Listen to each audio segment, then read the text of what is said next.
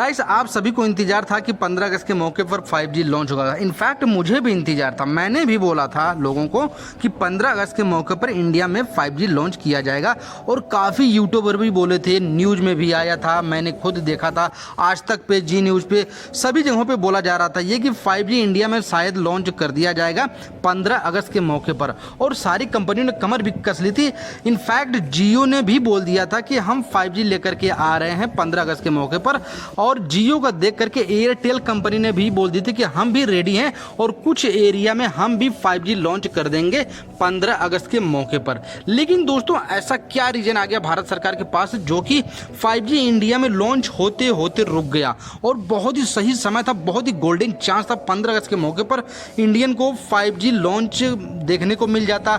लेकिन दोस्तों, ऐसा कुछ भी नहीं हुआ और लोगों को ये अंदेशा हो गया था कि 12-13 तारीख से ही कि अब इंडिया में 5G लॉन्च नहीं होगा।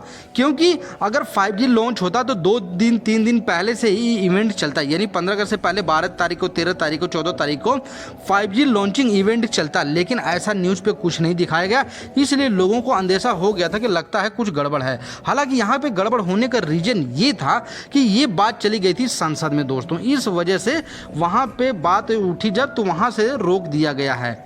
और अगर बात कर ले दोस्तों स्पेक्ट्रम की, तो 5G स्पेक्ट्रम की बोली ऑलरेडी खत्म हो चुकी थी। 1.5 लाख करोड़ रुपए की टोटल बोली लगाई गई थी, सारी कंपनियों ने मिलकर लगाया था, जिसमें कि नंबर 1 पे था दोस्तों जियो, 1,20,000 करोड़ रुपए की 5G की सर्विसेज ले चुका था।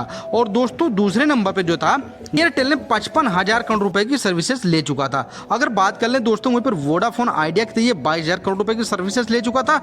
और दोस्तों 100 करोड़ रुपए की सर्विसेज ले चुका था अडानी ग्रुप। और अडानी ग्रुप ये हो रहा था कि ये ग्रुप में अब टेलीकॉम कंपनी में आ गए, जियो की छुट्टी हो जाएगी। हालांकि ऐसा कुछ भी नहीं था, ये सिर्फ प्राइवेट नेटवर्क लिए थे, अपने लिए यूज करने के लिए लिए थे, यानी अपनी कंपनियों में अपना पर्सनल लगाएंगे, इसलिए दोस्तों वो लिए थे।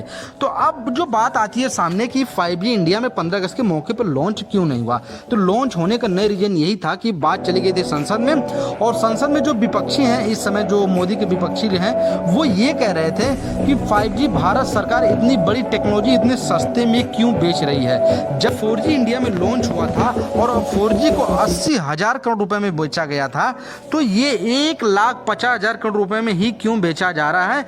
कम से कम ये 2.5-3 लाख करोड़ रुपए में बेचना चाहिए था। तो 1,50,000 करोड़ रुपए में क्यों भारत सरकार इसे इतने सस्ते में, कौड़ियों को भाव में क्यों बेच रही है?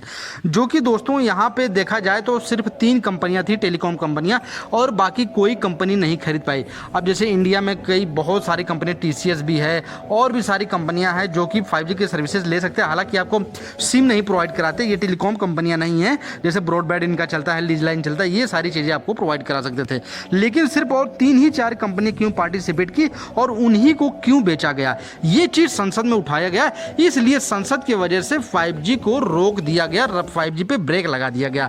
इस वजह से दोस्तों 5G इंडिया में लॉन्च नहीं हुआ। तो अब ये क्वेश्चन उठ के आता है दोस्तों कि 5G अगर अब लॉन्च नहीं हुआ तो 5G लॉन्च होगा कब? अब 5G लॉन्च होने की जो तारीख जो पहले दी गई थी 20 अक्टूबर दी गई थी। 20 अक्टूबर इसलिए दी गई थी दोस्तों कि अक्टूबर महीने में 24 तारीख को दिवाली है और दिवाली के फेस्टिवल के मौके पर उससे पहले ही भारतीयों को बहुत ही बड़ा तोहफा दिया जाएगा 5G इंडिया में लॉन्च करके। तो देखते हैं दोस्तों 20 अक्टूबर को इंडिया में 5G लॉन्च होता है, संसद वाला जो केस चल रहा है वो खत्म हो जाएगा या नहीं, देखते हैं दोस्तों। अगर जैसे कुछ नया अपडेट आता है तो मैं आपको जरूर अपडेट करूंगा। तो वीडियो आपको कैसे लगी हमें कमेंट करके जरूर बताइएगा। चैनल को सब्सक्राइब नहीं करते दोस्तों, चैनल को सब्सक्राइब कीजिए, साथ ही साथ बेल आइकन को भी दबा लेना ताकि लेटेस्ट वीडियो की इन्फॉर्मेशन सबसे पहले आपको मिल सके। मिलते हैं दोस्तों एक नई वीडियो में, तब तक के लिए जय हिंद,